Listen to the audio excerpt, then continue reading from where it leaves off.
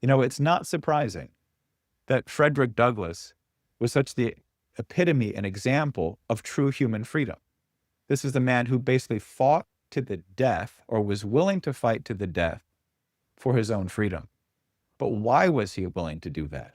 Because he had learned to read, and he couldn't stop reading once he learned, and he became a leading intellectual figure.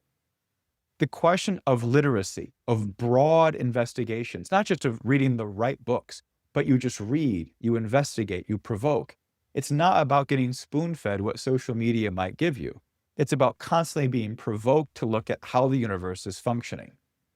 It's only by this method that you then have the ability to develop and solve the problems that mankind faces.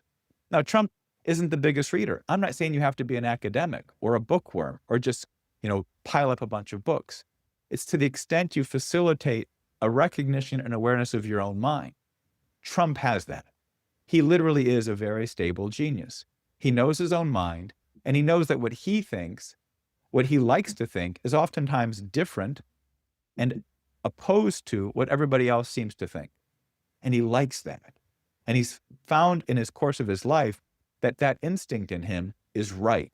It's true, and it's important. It will be the determination whether that building is built or is a complete financial and total collapse and failure. That nothing ever gets built, and it's just kind of a wasteland for some period of time. The ability to follow your insights, to recognize what's true outside what everybody else seems to recognize. He's doing the same thing now on a global strategic level. And it's our role to participate in that. And it's to do that is not just to be aware of it, it's to constantly engage in that quality of thinking, to provoke others into that kind of thinking, and to make sure that on a domestic level, as we build out our energy sector, and Brian covered this on Saturday. If you haven't watched it again, you certainly should. It's a 2-part class series. Keisha joined him on Saturday night.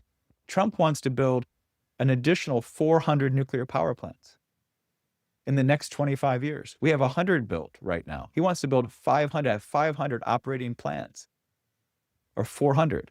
That means each state would be building something like 8 plants per state. And they can take 5 to 10 years to build. We better get cracking. I mean, this is huge.